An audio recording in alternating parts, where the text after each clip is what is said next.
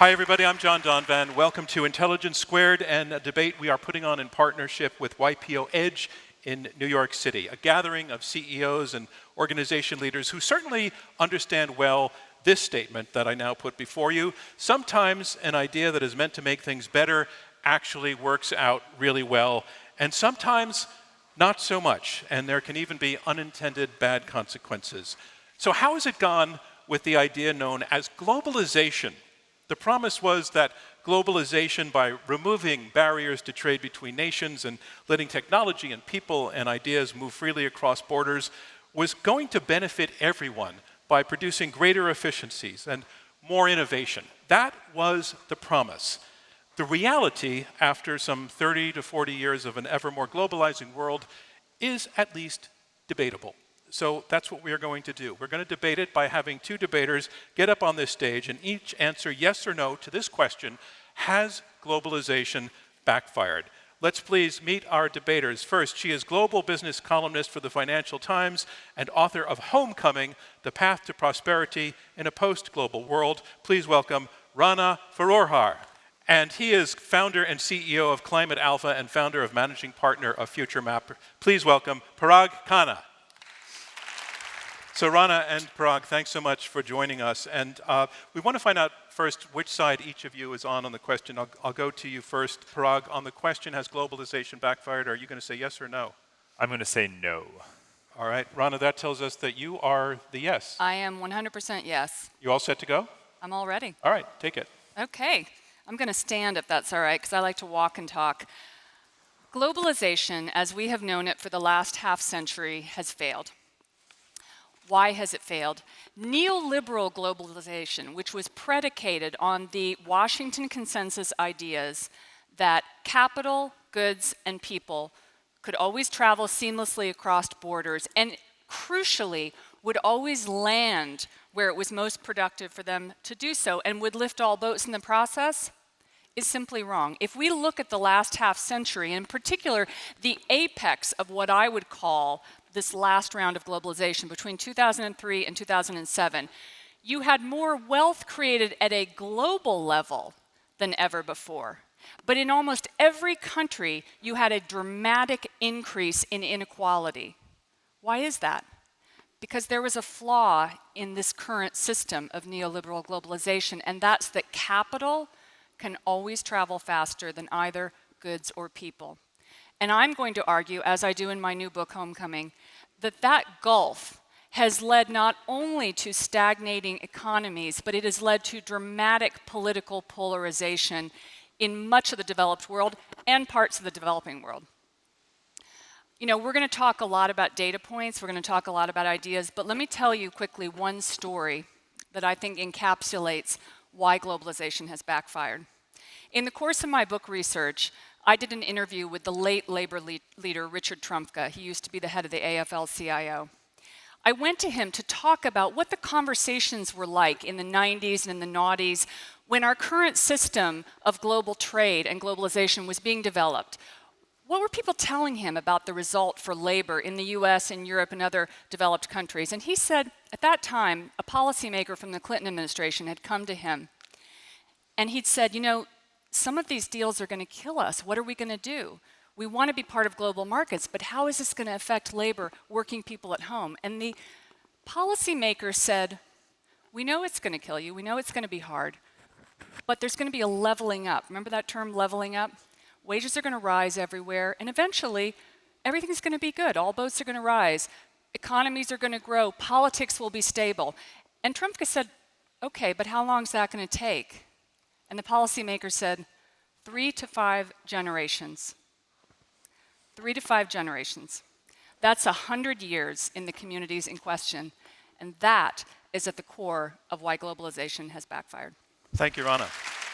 Okay, Parag Khanna, you are arguing the opposite side. No, it has not backfired. You are here to defend globalization.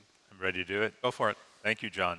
I never refuse an Intelligence Squared debate. I've always enjoyed these, and I would certainly never pass up a chance to share the stage, even if on opposite sides from Rana. Rana is undoubtedly the Anglo-American world's most, I think, credible, pragmatic, and balanced voice on economic affairs. So I'm very honored to be joining you today. I do fear, however, that you've gone a bit native. And that happens to immigrant families like ours. Now, despite our perpetual youthfulness, the three of us here on the stage, can probably well remember 4 instances in just the last 20 years when pundits have proclaimed the death of globalization. So let's list all 4 really quickly. There was the 9/11 terrorist attacks. We were told trust across the globe has collapsed. It was a time of invasions and war. Foreign investment would be uninsurable. Remember that? Just 20 years ago. A few years later, global financial crisis. We were told interbank lending had frozen. We had a global demand shock. Trade, finance, and supply chains were disrupted. Forever, we were told. A few years after that, the twin shocks of Trump and Brexit in 2016. That was meant to augur nationalism, protectionism, and xenophobia as a wave sweeping the planet. And now, 4th instance, it's actually many things at once. COVID, Ukraine, China, take your pick. We were told nobody will ever travel again. US-China tensions and nearshoring will reverse trade, and World War III looms. And just like 1914, that will definitively end globalization.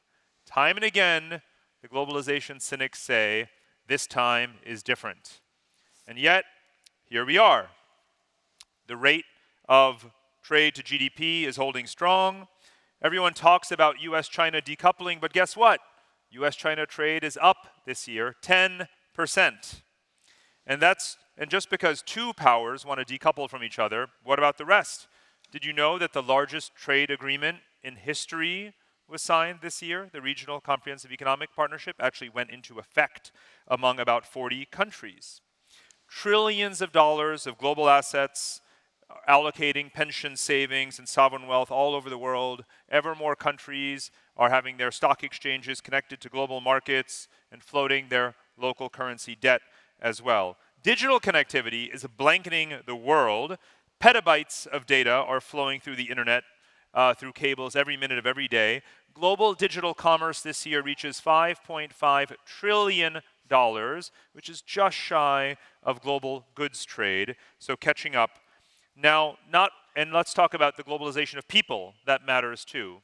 Not 100 million, not 200 million, about 300 million people now live outside of their country of origin. So, more people, more cities, more countries, more societies, more of everything is more connected, more globally than ever before. So let me summarize this strident counter-narrative defending globalization with this utterly irrefutable fact of human history. Globalization always wins. Feel free to repeat. Thank you. Thank you, Parag Khanna.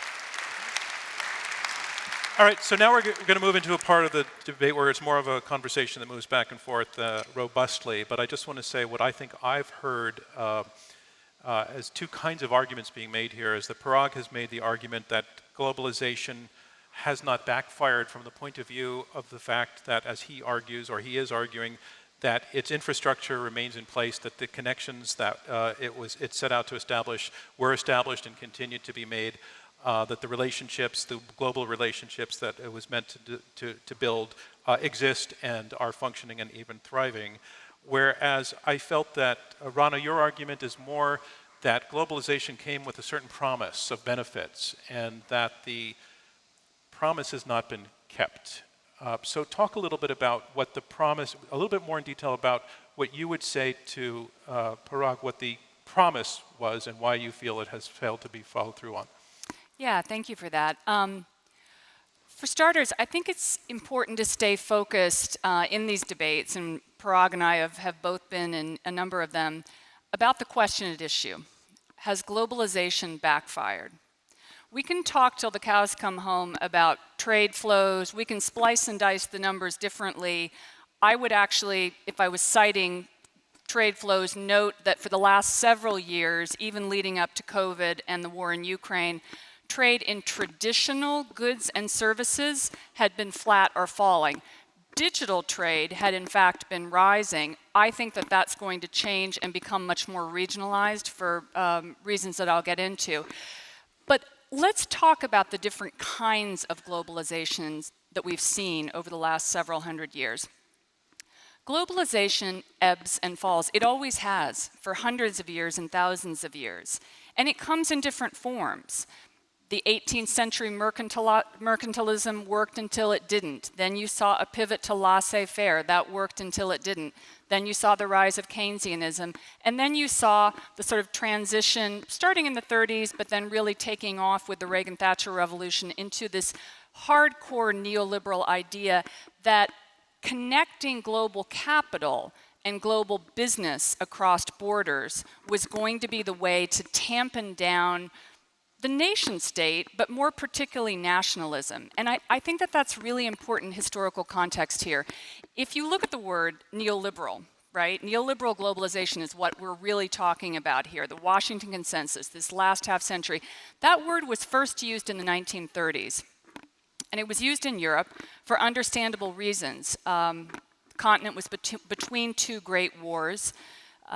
Political philosophers and economists were coming together and trying to figure out how can we make sure that these countries don't go to war with one another again? How can we really tampen down not just the power of the nation state, but the opportunities for nationalists and even fascists to rise? And they came up with the ideas of connecting global capital and business in the ways that eventually gave birth to organizations like the World Bank, the IMF, the GATT that later became the WTO.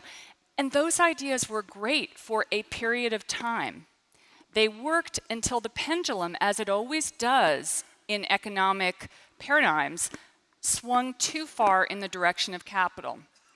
And I would argue that that started to happen in the 1990s, and in particular in the noughties. That's when you started to see real wages for all folks living in the developed world, for example, really stagnating. You started to see widespread inequality, and according to UN research, you started to see the benefits of all that global wealth being created really going into two different pockets: multinational corporations and China, the Chinese state. I would say Chinese labor, but as we all know, Beijing has suppressed wages and basically funneled a lot of worker savings into state-run institutions, so I would say the state. And that dichotomy, that sense that, wait a minute, we have a global market system that is working for basically, I could say the 1%, I could say the 0.001%, but here's what I'll say. I'll say the top 10% of the population that owns 85% of the stock in those multinational companies. And for the Chinese state. It was working mainly for those two groups. Everybody else in between was getting less of their share of the pie. Rana, can I you've said so much, I want to let Parag respond Absolutely. to some of it. So thank you for letting me interrupt. Parag, so you can take your response wherever you would like, but I found compelling Rana's argument that there was kind of a promise that globalization would lead to greater understanding, less tension, perhaps less negative competition, and that has not been fulfilled, and that things like Brexit come about because of the breaking or the lack of fulfillment of that promise. So can you take that on? Sure. I think there are a couple of things. John, in your introduction, you defined globalization correctly as the worldwide spread of an exchange of people, of capital, technology, trade, goods, ideas, and so forth. You coupled it with saying it brought this promise of an ever-expanding universe of prosperity. Those two do not necessarily go hand in hand. Globalization is primarily the former part of what you said. It is a material, measurable fact in terms of the extensity of connections and exchange among people, the velocity, and so forth.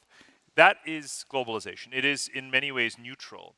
You can choose to imbue it with certain hopes and expectations, and you may be disappointed depending on where in the world you are. Can I stop in then, break in then? What was the goal then?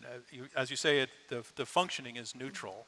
but there must have been an objective for bringing it into It's so interesting. You're both, in a way, ascribing an agency to globalization rather than to the agents who actually drive globalization. Because, for one thing, it is driven by everyone. It is the sum total of all of these interactions. Even if some slice of the American electorate or British populace professes to be upset with globalization. Of course, that too is a bit of a sideshow because their politicians, much like the ones here in the United States, always need to blame an external party for their own flaws. We can come back to that in a moment. But globalization emerges from all of those voluntary, very often voluntary interactions. Now, we can go back to previous eras of globalization that were colonial and mercantile, in which, of course, there was a lot of forced exploitation involved in creating the global world economy of the 17th, 18th, 19th centuries. But that's not the globalization that we're talking about right now. Nor does the globalization objectively, neutrally, in terms of measurement, have to be synonymous with neoliberalism and integration. Globalization is a lot more than that one particular period of time that Rana is focusing on because it is the immediate contemporary or recent past. But that doesn't mean that that is all globalization, because there's a lot going on that drives the globalization of goods, services, exchange that has nothing to do necessarily with that paradigm ideologically. When China expands its capital outflow and investment, when it does the Belt and Road Initiative, when it pursues its dual circulation policy and signs lots of trade agreements, it is the largest trade partner of more than 120 countries. So just FYI, nothing that we discuss here today is going to change that fact. So you can retrench as much as you want and recalibrate your own position on globalization, as America is welcome to do. It doesn't mean that globalization has died. All right. Right? Yeah, please. Can I jump in? You know, Parag is in some ways making my argument for me because he mentioned the word dual circulation. How many people actually, I'm curious in the audience, know what dual circulation means or have heard it used? It's a pretty wonky term, but it's an important term because that's essentially official state Chinese language for decoupling. Dual circulation means we are not going to have one single global economy anymore.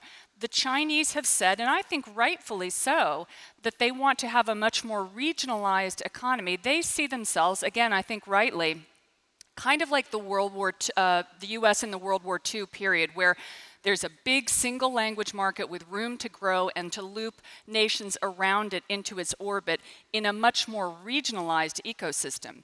They want to produce and consume more locally. Why do they want to do that? For all kinds of reasons. Because of fuel, because of emission standards, because of the fact that they're now richer and want to keep more of their own production at home. If globalization is about the free flow of capital, goods, and people, and you have official Chinese policy that says we want to keep more of that regionalized, I think it's really hard to argue that there hasn't been a significant change in globalization as we've known it, however you might define it. Let me come back on this. There's a very crucial word that Rana used that I did not, and that word is free. And you may have used it as well, John, but in fact that's not necessarily inherent in the definition of globalization, which, as I said, is fundamentally something of a measurement exercise of the volume of exchange and the geographic extensity of that exchange. It can be morally much more neutral than both of you seem to want it to be, or certainly Rana's point about the word free. Because globalization has been around literally for thousands of years, as she mentioned, and even just the last several hundred years, and the better part of that last several hundred years, globalization has been an imperial enterprise. We have more globalization today because we have more geopolitically ambitious powers, not just one or two, but three or four. And they are all reaching outward to project their own model, to project their own exports, and so forth. So, dual circulation is an interesting case because it is actually a old wine in new bottle, as you might even say, because it's fundamentally about import substitution. Well, how did the European mercantile powers become the global colonial masters that they became? Import substitution. How did the United States, through the Hamiltonian doctrines of its founding years, become one of the world's leading economy? Import substitution. And what China has been doing for 40 years, and accelerating in many ways right now as it climbs up the technology ladder, is this accelerated import substitution in every way it can. But does that mean that it's deglobalized? Not at all. It's pushing outward as much as possible. It wants to massively enhance its exports. Even as its labor force declines, it's using industrial robotics, which it has built, and imports to expand its volume of exports. And so the dual part of dual circulation, as the word dual suggests, is not either or, not either we are self-sufficient or we are interdependent with the rest of the world. It's both and. It's how can we continue to expand our presence and our global economic footprint, and that's what they're doing. All right, I feel we're getting a little bit off the topic of whether globalization has backfired. Yeah. So I want you to Can come I? in and bring it back around to that. Well, I'm glad that you said that because it's actually a nice transition. The question is, has globalization backfired? And I'm defining this latest round of globalization as the last 50 years or so of the neoliberal Washington consensus. To me, it's important because you could argue very differently in the many eons of globalization what happened, but this is the period I'm looking at. I want to say I think that's also our sense that we're talking about the current phase of globalization. I think that's the Even then, you'd be incorrect, but that's carry on. okay. That's totally Please okay. carry on. I just want to define terms. Maybe we'll come back and we'll do a 3-hour debate, and I'll take Parag on for like the millennia. But just for now, let's think about that last half century. It's about values, and you know it's interesting. And I wonder, Parag, if you would say the same. I've been going to China for many years. The first time I went there, I thought, wow, this is an amazing, rich, old, incredible country. Why does anyone think that they are going to seamlessly come into the structures that have been put into place by the US and Europe? Like, what? Why are we pretending? Why are we all sort of, have the blinders on? Well, the reason we had the blinders on is that globalization and its structures had been largely driven forward by big American and to a certain extent European multinational companies that wanted to try and make money in China. But China always had its own goals, its own political economy. And so the idea of the one world, two systems paradigm was always there, and it was always ready to explode. Now, I would argue that that process started to happen in 2015 when China put forward its Made in China 2025 strategy, when it said explicitly, we want to decouple from Western technology by 2025. You then get President Trump coming into office. He had no coherent strategy, I would argue, about pretty much anything, particularly globalization, but his USTR, Robert Lighthizer, did take the decision, I think a courageous one, in saying, you know what, the current paradigm is just, it's pretend. The WTO is not working, we all know that. China is not playing by the rules of the WTO, understandably, because it has its own political economy that is essentially state-run and always will be. And US multinationals are complaining behind the scene, but not having the courage to stand up and actually, name names when it comes to what's going on. So trade tariffs come into place. You then get Biden coming in post-COVID, post-Ukraine war, when it is very clear that the three things on which globalization has been predicated, cheap capital, cheap labor, and cheap energy, are all falling apart. Cheap capital is ending because 40 years of low rates are being rolled back, and we're now seeing what's happening with that. Cheap labor is shifting because China wants to be more regional. And by the way, labor rates in Asia had risen to an extent that companies were already deglobalizing. Then COVID hits, you see problems with supply chains, and you begin to understand that maybe it's not a great idea to get your gas from an autocrat.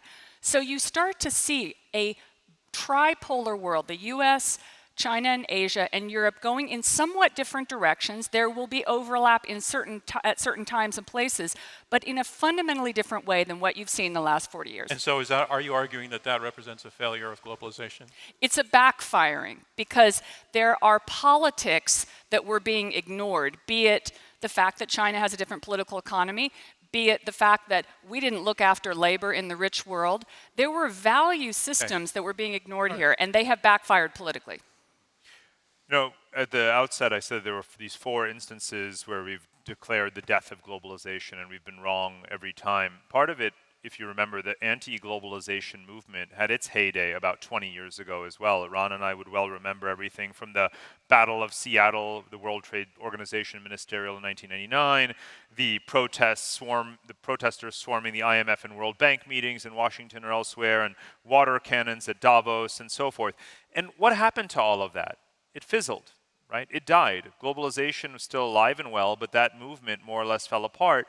And the parochial narrow interests that it claimed that it represented, even as it claimed to be representative of a global underclass, really weren't that representative. And this is the reason this is important, is to remember that even if we agree that there is supposed to be some common set of norms and rules driving globalization from a legal standpoint or an institutional standpoint, you have to bear in mind that the vast majority of the human population is still more or less globalizing in rough accordance to those rules. Look at the Trans-Pacific Partnership Trade Agreement, something that the United States government designed and incubated, but ultimately didn't sign, and actually expected that the other countries would pull out of it when the US did.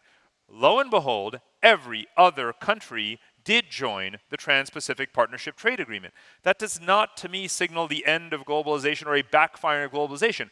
Canada, Mexico, Colombia, Chile, Australia, New Zealand, Japan, modern societies, Western hemispheric and wealthy Asian societies decide to continue with the globalization. And one other thing, ultimately, whether or not the rules were born here in the United States through the Bretton Woods system post-1945 or not, the United States is the least trade dependent. If we were to reduce globalization to just trade, which we should never do, but for the purposes of massive oversimplification we're doing, that's fine. Even if just we were only talking about trade, the United States only has 14%, represents only 14% of global trade. This is the most self-sufficient already, even as it tries to do more, continent in the world. But Europe and Asia continue to expand trade with each other, and they each represent close to 40% each of global trade. So that globalization, according to rules that we more or less know and recognize very well,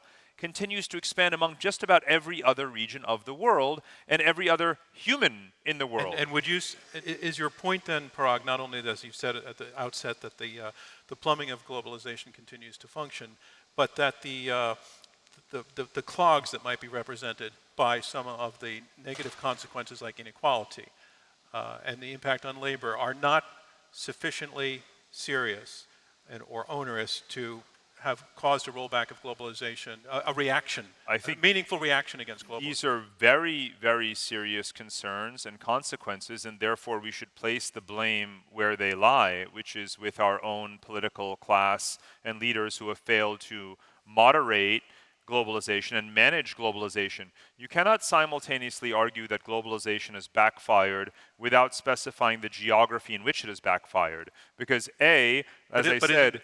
Can't that case be made, that it has backfired in some places? You can say that in some electorates, at some moments in time, in some elections, but not in others, there may be a backlash. But I wouldn't even say that the bogeyman is globalization. You'd be buying into Trumpian mythology of blame the globalists, because the fact is that if you take heavily dependent trading nations like Germany or South Korea and others, again, around the world, they don't have the same kind of backlash in their political systems the way we have. Well, what's the difference between them? Those countries will spend 3 to 4% of their discretionary budget on worker retraining and upskilling and retooling their workers to continue to engage and compete in globalization, and the United States did not. Let me take that to Rana. So Prague is saying that policy choices made regionally and within national borders are the reason that globalization is backfiring as opposed to the concept. So wait, are you now arguing that it has backfired? I'm arguing that the blame for those who blame globalization are actually blaming the wrong culprit. And actually, I got that from your book, because in your new book, you blame everyone from the Democratic Party to Republicans to protectionists for not investing sufficiently in education, in 100%. Worker retraining, in building American industry, the industrial base. That doesn't sound like the fault of China, that American politicians didn't invest in education and worker retraining. Could we persuade you in any way to tell us again the name of your book? Homecoming, the path to prosperity in a post-global world. Thank you, John, for that It's an subsidized excellent promotional book. moment. Listen, we need to focus again on the question at hand. Has globalization backfired? I 100% don't blame China for that. I think China, and I've written this in any number of columns, has a system that works well for China. I have my issues with the hardening of the Xi Jinping regime, but in my book, I say quite clearly that globalization has backfired, and I would look at the rise of populists in the US, the rise of populists on both sides of the aisle in Europe. I would look at the rise of nationalists in many developing markets and say, and also look at, frankly, the collapse of the Bretton Woods institutions, which are operating in many cases in name only, not as problem solvers at this stage, and say, yes, globalization has backfired because we had a system that prioritized global markets well beyond the ability of nation states everywhere to cope. And this is true not just for rich countries, but in many developing countries as well. One of my intellectual rabbis, Joseph Stiglitz, the Nobel laureate economist, professor at Columbia, has said for years and wrote in his book, Globalization and Its Discontents, that the Washington Consensus, and frankly, Western elites, by and large, that developed that, neoliberal elites, had a one-size-fits-all prescription for how development was supposed to occur. But we have an opportunity right now, and I'm actually really optimistic. My book is an optimistic one. We know the world isn't flat, and it's particularly bumpy right now, but for all kinds of reasons, I think we're going to get to a better place where the balances of the global markets and the nation states are going to be able to be conjoined, not only because more regionalized economic blocks will make that division between interests less stark, but because there are all kinds of new technologies that are pushing production local. You've got paradigm shifts going on in everything from work from home to, I could go on about what's happening in business that are changing this and making local and global possible together. And so is that a globalization that works, or is that a deglobalization? I would say it's more of an, what I would say, it's more of an international system. I think when you use the word international, you by proxy acknowledge the fact that decisions about economic policy, I believe, should still be taken by voters at the level of the nation state. To my mind, and I'll speak just about this country, but I could talk about France, Germany, Turkey, South Africa, any number of other countries. In this country, I believe the reason that you got extreme politics on both sides of the aisle, be it Trump, be it Bernie Sanders, is that you had an electorate that felt that, listen, I'm voting, I'm paying taxes, and yet the policies that are affecting my life are floating way above the nation state. You have to have a little bit more local to save the good parts of global. I think that the definition that we've now converged upon, at least from your perspective, is far too narrow. Because if we're looking at globalization according to that conventional, very bricks and mortar kind of way, it's almost pre-technological, it's almost pre-financial. And yet, as Rana is saying, well, part of what went wrong, according to her, is this hyper-financialization. So how can suddenly, when we talk about globalization, we ignore finance, we ignore money, which is as hyper-global in many ways as ever. So we can't say that globalization has backfired when you have more capital flowing around borders and being invested all over the world. Where I live in Asia, every week a new Western, a European or Canadian sovereign wealth fund or pension fund expands their offices to invest more billions of dollars on the other side of the planet. To say nothing of digitization, which, as I cited, is almost equal in value to goods trade. And that there, the word internationalization would not even begin to capture it, because when you think about the where of a global digital supply chain, it is quite literally everywhere. Think about sort of where the gaming industry, right? Where is a computer game made? Well, the value of the computer games, which has a larger GDP as a economic sector than all of Hollywood and music combined, is coded by people in the cloud who have never met. No atom has crossed a border, and yet that's very much globalization all the time. And that's just one little vertical of that. I need to just... So we can't say that globalization has backfired when if you only reduce it to internationalization and ignore the things that are truly global that are actually expanding. I actually completely disagree with that, and let me explain why. We're talking about nothing if not capital. That's the whole point. Globalization backfired because capital was able to travel so much more freely than either goods or people, and that created inequality, which had a backlash. Now, interestingly, capital is balkanizing. Capital has been balkanizing regionally for some time, actually, that started after the financial crisis. But think about the digital RMB, digital yuan. China is doing far more trade now, increasing amounts of trade in its own digital currency. It wants to have a system that is totally separate from the dollar. The sanctions, the dollar-based sanctions that were placed on Russia, while I completely agree with them, also pushed a number of emerging markets to start scratching their head and thinking, gosh, maybe we need a more multipolar currency system because the dollar can be weaponized. This is catching fire because of the digital aspects that Parag is talking about. Almost every country in the world is looking at having its own digital sovereign currency, which it can use in much more localized ways. That's going to be a good thing because you know what? That goes back to what Keynes always wanted, which was a much more multipolar currency system. Again, a multipolar world is fundamentally a world that is going to be more global, not less. It's not going to be driven by there's not going to be just one driver, but multiple drivers, and that's the way globalization has always been. It is not uncommon for people to argue that a more regional world is a deglobalized and fragmented world, or that a new Cold War or a rift between regional systems means a deglobalized world. And yet, how is it that the very globalization system that we are talking about and have as our main subject today emerged during the Cold War, right? And it is a fact that as regional systems integrate, they actually push outward to expand their production chains and expand their exports globally. And one last point is just the idea of nearshoring, right?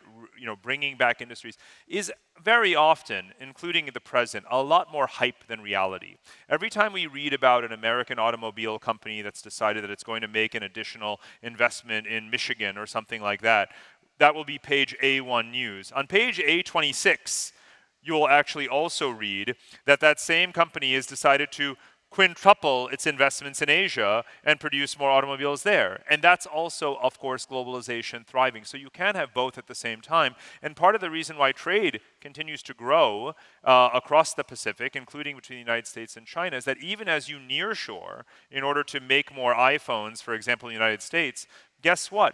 Where did the screens, the cameras, the chips, and a whole bunch of other things actually come from? They came from Asia. So you actually increase your trade deficit in order to nearshore. So I don't deny that we should have more localization. I would wholeheartedly endorse the proposition that we should not unstrategically and unsustainably be dependent on international or global supply chains when we can more sustainably and more strategically fulfill those functions here at home. Okay. And that's a very logical proposition, but it works much more easily in theory than it does in practice. I'd like to go to audience questions. If you could just tell us your name and... Hi, I'm Ben, I'm from Australia. My question was really, how do we, the discussion has globalization backfired, is about poverty. From the 1950s until now, global poverty has been reduced substantially and has increased, it's slowing down more recently. Is that because of globalization or some other factor? The point of your question is that in the last 20 to 30 years, global poverty has been dramatically reduced, and you are asking, does the credit go to globalization for that? Yeah. Listen, that's a great question. And yeah, I would have to say yes, because it goes back, most of the poverty that you're talking about was alleviated in emerging markets, but particularly in Asia and particularly in China. So it goes back to this point, UNCTAD research showing that the biggest single beneficiaries were the multinational corporations and the Chinese state. So yes, you now have a number of people that are not living at the poverty line, but the question of the debate is, has globalization backfired? And I would argue that the outsized increase in in-country inequality has created so much economic trouble in various nation states that yes, the decoupling and the political fractiousness that we're seeing now is evidence that it's backfired. It's certainly true what Rana pointed out factually. Yes, of course, globalization had a very, very strong role in poverty reduction around the world, particularly in Asia. And now, though, domestic economic growth, the consumer economy, digitization, financialization, urbanization in those countries has also picked up the torch. Now again, those countries are so connected to international supply chains. Look at India, look at Indonesia, Vietnam, these places from which American companies are now relocating supply chains. Remember that just because they decide to no longer, if they don't invest in China anymore, they're just relocating that supply chain activity to Vietnam or other Asian countries. That's very much still globalization. So there is still cheap labor out there, and even if the labor were not cheap, you still want to sell into those fast-growing consumer markets. The majority of the world population, the majority of the world's middle class is shifting towards Asia on the other side of the world from us. If those multinational corporations have any hope of maintaining their market cap, they're going to want to continue to export. Now again, the backlash against the mismanagement of globalization by our politicians is very welcome. I wholeheartedly endorse that backlash against the mismanagement of globalization. But once that process is complete of voting out governments that have failed and passing new regulations that are more equitable and pushing for inclusive capitalism, once that process is complete, guess what? We will be back to where we've been all along, which is embracing globalization and comparative advantage. One quick stat, 92% of multinational companies, according to McKinsey Global Institute, are regionalizing and localizing production for all kinds of reasons. Here's another question. Can you tell us your name, please? Charlie Rose from YPO Pasadena. Many would argue that the defining challenge of this era is climate change, which is a uniquely global issue.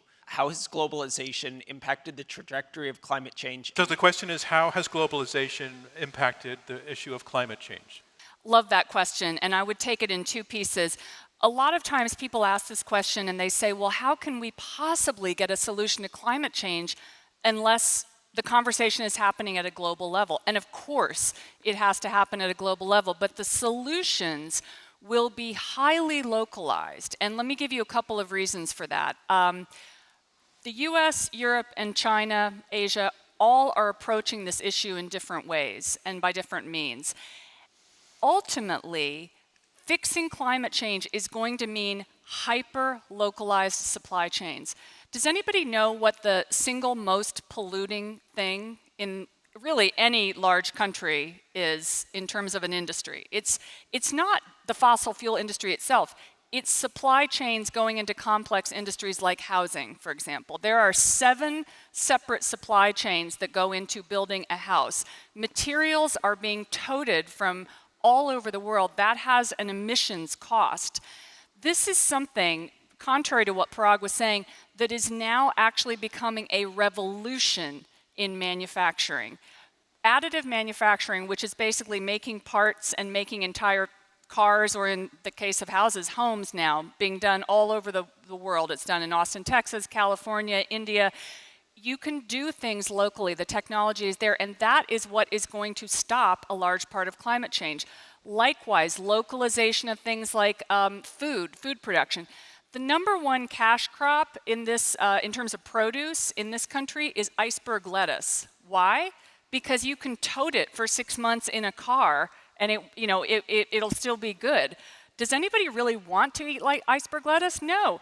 That's why there are now vertical farms that are being developed that are growing produce up the side of buildings and on roofs. That kind of hyper-localization is going to be a really important part of fixing the emissions problem that is at the core of climate change. I want to give Parag a shot at the same time. Anna has walked into 2 of my favorite traps. Okay, the first is the point that I feel like I want to tell you to choose one. Right. Well, the thing about most, Western or American multinationals saying they're going to regionalize, part of the reason is because by manufacturing in Mexico, you can then more easily export to preferential markets that Mexico has freer trade agreements with in Asia than the United States does. And why is China expanding its manufacturing presence in Mexico as well? Is in order to access the United States more readily through the USMCA trade agreement. So again, all of the trade liberalization that continues to go on in the spirit of the globalization definition that we are using is alive and well, and American firms and Chinese firms and all firms continue to exploit it. So globalization, again, thriving. Now, on the climate change question, this is the real trap, is this idea that we are engaging in this hyper-localization process, and everything is domestically produced and consumed, and nothing comes from anywhere else anymore. Well, I want to ask you something. That 3D printer, right, that beautiful device that sits on our countertop and is meant to make anything we want, any solid or liquid object, and print it out for us, and somehow there's no international supply chain that depends on. Well, I want to ask you where that was built. Where did you get that 3D printer that is making your stuff for you? Oh yeah, you imported it from Korea. I think globalization is doing okay. How about that vertical farm, right? All made it, the ones I'm talking seeds- about were all made locally, but many of them are made locally. The seeds, which country is the largest exporter of seeds in the world? It's the Netherlands, right? As we bake all these vertical farms, we're probably importing seeds from the Netherlands and from Brazil and a whole bunch of other countries. So the moral of the story with all of these examples is that even when we don't realize it, because supply chains are, to some degree, systems of transactions that we don't even observe, is that even the supply chain has a supply chain. And that supply chain is almost always international. And by the way, again, reducing fossil fuel consumption, solar panels. Who's the largest exporter of solar panels? Oh yes, China. So do you feel trapped? No, not at all. I feel actually justified and kind of validated, because when we talk about supply chains, what's really clear is that for the planet, for labor, for innovation, they have to become much more regionalized and localized. They can't be so long and complex. That was a one-size-fits-all global model that no longer works. Toting cheap stuff through the South China Seas, having 92% of all the world's high-end semiconductors in one very contentious island, getting most of Europe's gas from one place, that's the global model. That's the efficiency model. What I'm saying is that we've now seen that backfiring. That globalized, financialized, highly efficient model has been proven to not work well when the world gets bumpy, as it is now. And so we're going to something that is going to be more regionalized, localized, and resilient. More questions? Choco Valyappa from Bangalore, India. The question is, what about demographics, right? So, I mean, you have an aging population in the US, 14 million people are going to go off, and you have a country like India where 47 more million people are going to come into the equation.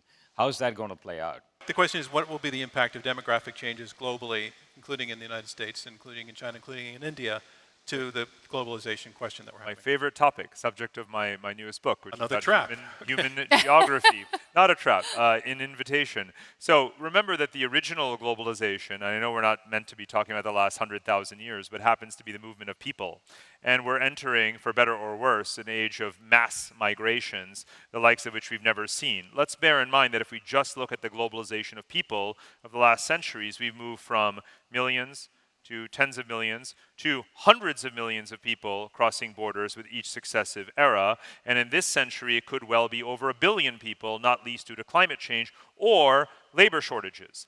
And you may have seen the news just yesterday. Canada has announced that it wants to bring in 1.5 or increase its population by more than 1% every single year. So they're bringing in roughly 500,000 people every single year, and the number keeps on growing. The United States is returning to high migration this year. The entire OECD world of wealthy, developed, industrialized countries is increasingly opening its borders, despite what you hear about populism, xenophobia, racism, and so forth. The United States, Canada, Britain, Germany, Japan, Australia all have higher foreign-born percentages of their population and are so desperate for talent that they've made it easier to come into the country than at even the most populous moments than even prior to those moments than any time I'm aware of. And if you think about the most populous regions of the world, like Asia, particularly South Asia, there's an enormous propensity for people to expatriate, to leave their countries, and to fill those labor shortages, which is why if you look at a country like Germany, they've introduced an opportunity card, which is their version of a green card. Previously, it was a blue card. In fact, from before COVID to today, about 100 countries have launched nomad visa schemes, golden visa schemes, talent recruitment schemes, residency or citizenship by investment schemes, all at a time when we were supposed to be having this backlash against the movement of people and COVID preventing the movement of people, and yet here we are, mass migrations like never before. Can I just respond to that? Boy, I really hate golden passports, because That's the global elite, of which I am admittedly part, buying their way around the system. Listen, I am the daughter of a Turkish immigrant. My mother was the daughter of a Swedish and an English immigrant. I hope, and I pray actually, for the sake of our country, that migration continues. But two things that I would ask you to think about on that score. Climate disruption is real, and that may provoke forced migration. That's going to be bumpy. Look at what happened in Germany when Angela Merkel quite rightly welcomed immigrants in from Syria and Eritrea. It basically was the beginning of the end of her government. These things are very politically contentious and need to be well managed by the nation state. But here's the other thing I would say. My dad came from Turkey, was from a peasant community on the Black Sea. My grandmother didn't even speak English. Came to this country in the 1960s to be educated and to start a business. But he was the last of his group of scholarship kids, bright kids that could go anywhere, to say, yes, my prospects are better in the US, so much better in the US, that I'm willing to leave my country, to leave my community, to leave my culture. Now, I would argue that there are actually so many opportunities locally for so many more people that you may see less of that kind of migration, and that's not a bad thing. I think it's wonderful if you're a young, smart Turkish kid, if you want to, be educated wherever, and then go and return to your community and build. That's a great thing. Chinese sea turtles. That's the immigrants that go back to China because they feel they have more prospects there. That's happening. So this is an evolution, and I hope we get some migration, but I don't think it's going to be beyond what we've seen in the last few years. All right, we have to go down the home stretch now and go to each of our debaters for closing remarks. It's, again, the question to remind you is, has globalization backfired? And Parag, I'll let you go first to make 90 seconds to make one more pitch for your side of the story. Sure, thank you. Well, first is a political paradox, because Rana pointed out earlier that politics should only take place at the level of the nation state, and globalization is in retreat. Well, we should be careful what we ask for, because in a world where we don't have any international political influence, partially through that commercial interconnectivity that results from globalization, how do we ever expect to spread norms, whether those norms are norms of free markets or democracy and so forth? So we should be very careful about that. The fundamental point, though, is that globalization is a spider web with so many connections that a disruption in one place, be it due to a backlash politically in that country against the elites of that country for their mismanagement of globalization, does not mean that the web has somehow collapsed. Far from it, because there continues to be an ever-expanding set of pathways for supply to meet demand. And fundamentally, in a neutral way, not in a limited to the neoliberal ideology that prevailed at a particular point in time view, is most fundamentally what globalization is. It's about supply meeting demand across geography. The movement of people, the movement of goods, the movement of technology, movement of ideas, capital, and so forth. And that's actually what makes globalization so anti-fragile. It might well be, alongside the internet itself, the most anti-fragile thing. That's what Nassim Taleb himself describes it as being in his book by the same name. And it will continue to evolve.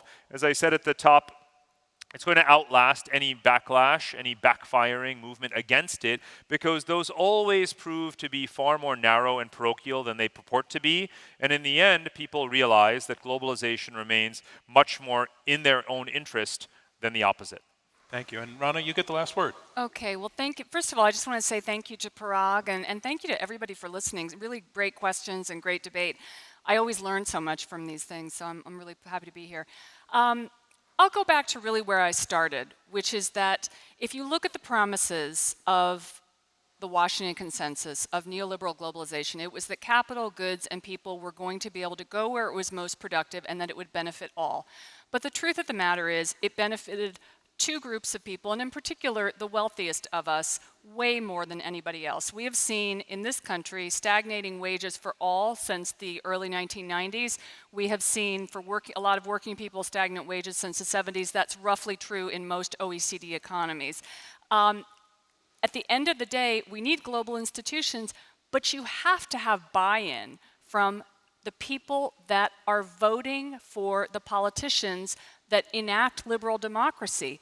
Otherwise, you're going to get not only a backlash against globalization, which is already happening, but a backlash against liberal democracy. That, to me, is where we are politically right now, and it's because this economic pendulum has swung a bit too far towards global and needs to swing a little bit further back to local. Thank you. And I would like to ask you to thank both of our debaters for what they brought here today. Thanks. And one other thing I want to say is for this to work, we need to have a Rana and a Parag who are willing to come up and debate and to do this in a way that you did and exemplified so fantastically well, the thing that we aim for, which is to disagree with civility and intelligence and respect. So for the way that you did this, I just want to say thank you so much.